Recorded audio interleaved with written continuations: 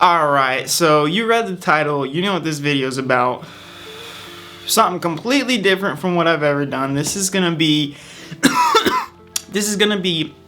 how to write a rap verse. Now basically I want this to be a series of videos. This one probably is gonna be kind of short. All I want to do in this video is introduce some of the concepts, some of the techniques that I use, and break down a verse that I've written and talk about my basic philosophy on writing and techniques and how I probably wrote the verse. And yeah, in the next videos, what I want to do is talk about how to rap like specific people, because there are, you know, so many different techniques in rapping. I'm really only going to get to kind of what I tend to use in this video. And yeah, Sasha's gonna be meowing in the background for sure, as I can't stop that. But yeah, in future videos from that, what I wanna do is have you guys send in some things that you've written, some raps, and you know, send in the writing portion of it, and then you rapping over the beat, and then send me the beat as well. And I'll kind of tell you how to stay more on beat and maybe how to spice things up, throw some metaphors in there, throw some multiple syllable rhymes in there. We'll talk about all those things in this video. And yeah, so this is just gonna be episode 1 and I'm gonna try to keep it short. Alright, but before we even get into the verse, I feel like I have to address a question that I get asked not only like on here, but in real life too, which is, who is this about? And really the answer to that question on any song I have is nobody. It's not about anyone. You don't have to write about a specific person, which kind of leads into sort of a philosophical question, which is, should you only write about things you have personally experienced? Which I think, hell no, don't just write about what you've experienced. Imagine if any other writer besides a rapper or songwriter thought that way. Imagine if Edgar Allan Poe only wrote about things he'd experienced. Like, he wouldn't have any good fucking books, like, or stories. So yeah, I think to me, songwriting's no different. You don't have to only speak from experience. Like, that's probably boring. That's why so many people who write songs think something like, I wish I'd fall in love, or I wish I'd get heartbroken or something so that I could write about it. You don't need any of that to happen. If you already feel like you can relate to that feeling, like, just speak from that place. It doesn't have to be a personal experience of yours. Kind of like when a kid, you know, sings along to a heartbreak song and they feel like they really feel it, even though they've never been through a heartbreak. You don't have to have experienced that exact thing to be able to relate to the feeling of it. And that's kind of my philosophy on that. So, like I said, none of my songs are about a person. It's all sort of a metaphor for different feelings and emotions that I'm trying to convey.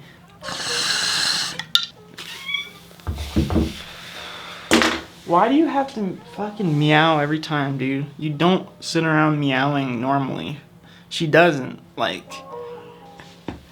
But anyways, so getting into the verse so that we could get into some more specific techniques.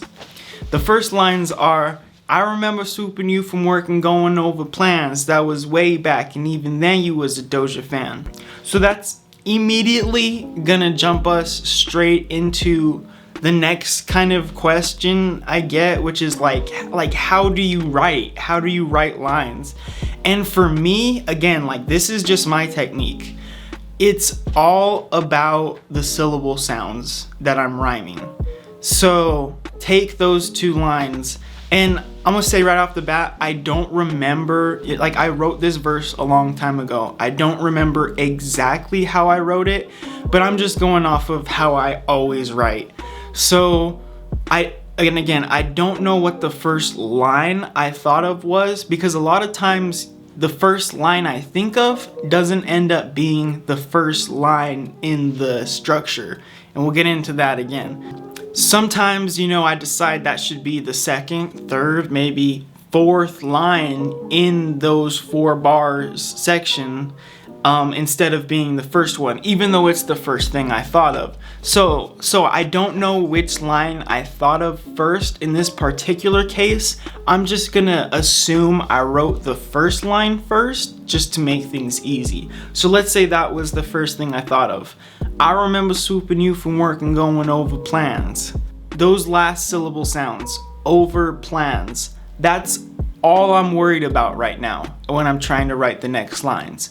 What I'm gonna do most of the time is make what I call a word bank, which is a little collection of words or terms that will rhyme with this, over plans. And I'm trying not to jump around too much, but to go any further, I need to address this is a multiple syllable rhyme, which again, this is just my technique. I always like to try to rhyme in multiple syllables. You don't want to do it 100% of the time. I feel like it gets like repetitive or something. It's just, it loses its value if you do it 100% of the time. But I like to try to mostly rhyme in multiple syllables. This is inspired by the people I grew up listening to, like Intuition, Mac Lethal, Dumbfounded. When I first got into rap, I wasn't listening to the radio or whatever. I got into it because I liked battle rappers. I grew up watching Don't Flop, Grind Time, King of the Dot, shit like that, So when I started rapping, I didn't even do it to a beat. It was just more or less poetry, and I was just focused on rhyming multiple syllables. If you're still not understanding what I mean by that, take the next rhyming words in the next lines of this verse that we're talking about. I remember swooping you from work and going over plans. That was way back. Even then you was a Doja fan. Flipping through the songs inside my car and we were holding hands. Then you ghosted me like we were standing on some stolen land. I'm not just rhyming the very last word. It's not just, plans, hands, or whatever. It's over plans, Doja fan. And it's not perfect. It's not a perfectly rhyming multiple syllable term. And some people's style is to have them really perfect. A person I'm thinking of immediately is G-Eazy. His multiple syllable rhymes are very clean cut. And that's cool. That's cool too. But I feel like I've always liked the ones that are kind of messy, the ones that aren't perfect. I think it sounds just more just doper. So all I do is focus first on those syllable sounds that I'm trying to rhyme. I'm trying to rhyme multiple syllables, but even if I was trying to rhyme just one syllable, which I do sometimes, I think it's good to throw those in there.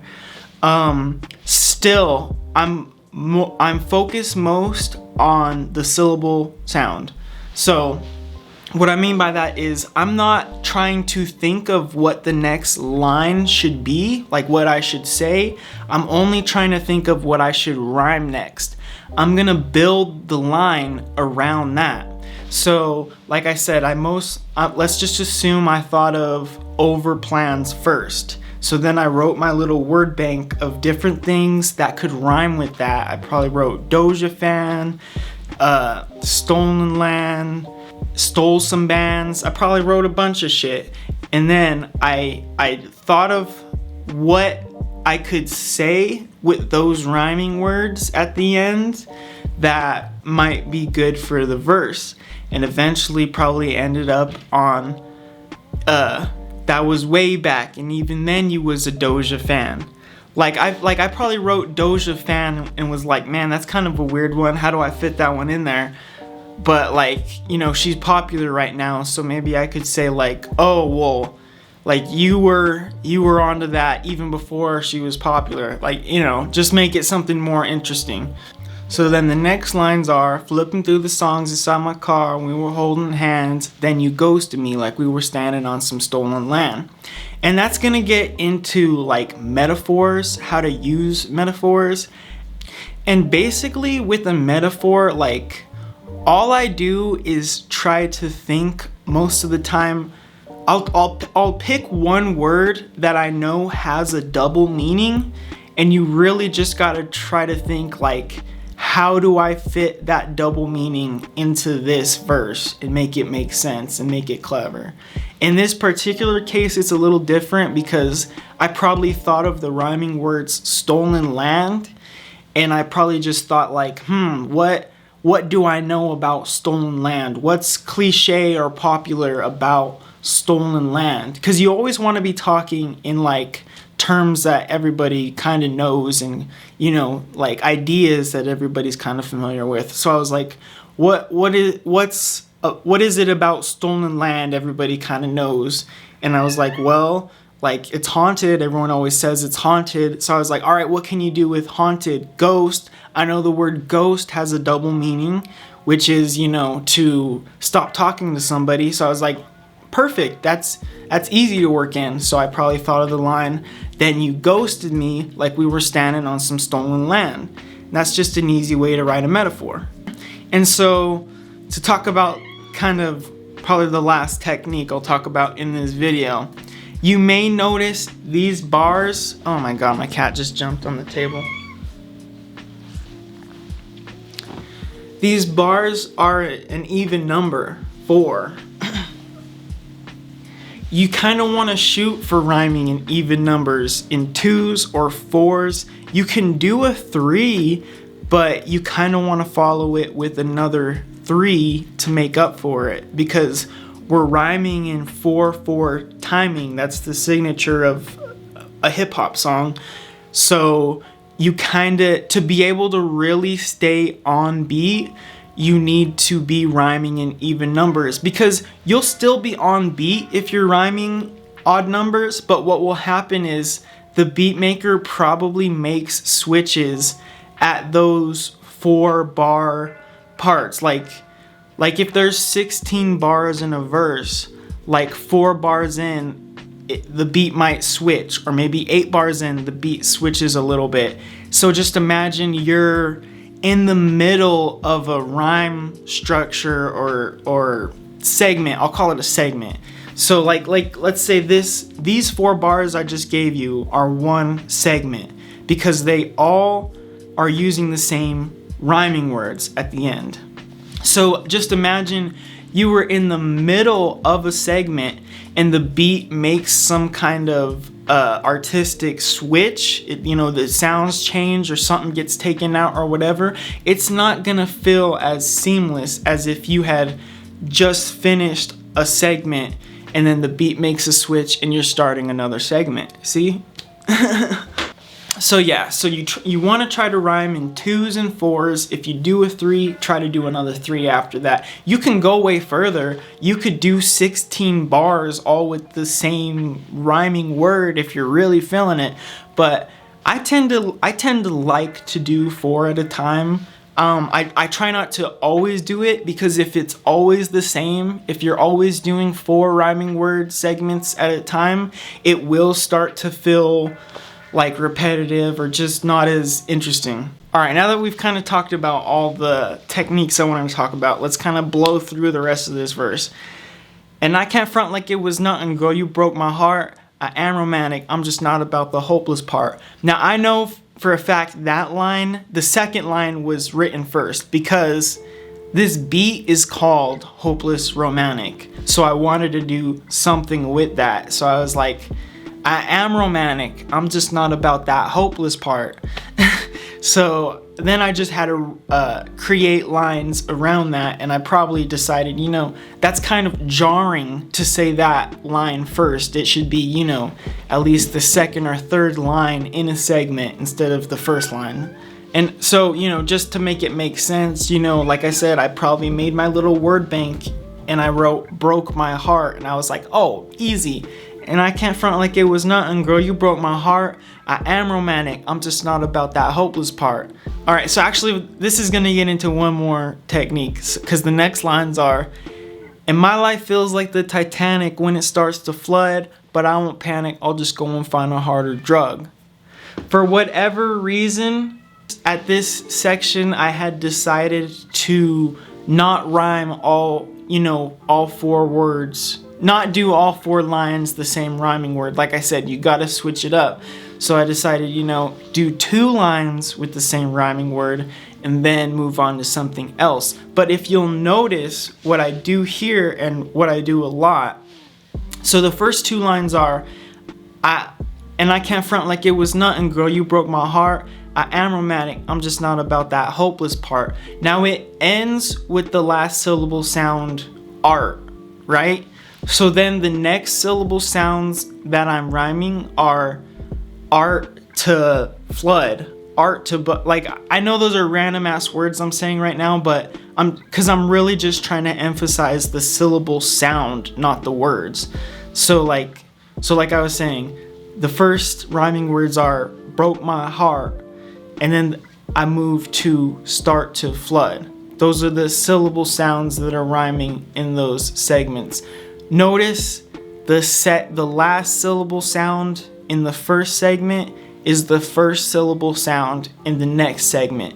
That's just something you could do to make it like more clean when you're switching to a new syllable sound. It feels like the story's being pushed further.